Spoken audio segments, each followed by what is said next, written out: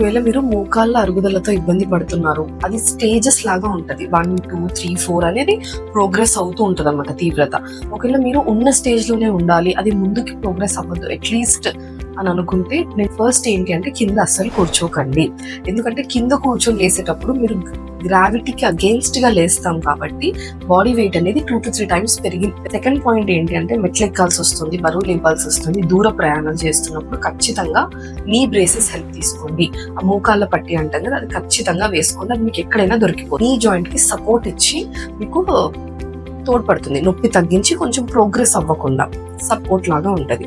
And third most important ఏంటి అంటే at least 10 నిమిషాలైనా సరే 20 నిమిషాలైనా సరే వాకింగ్ అనేది చేయండి.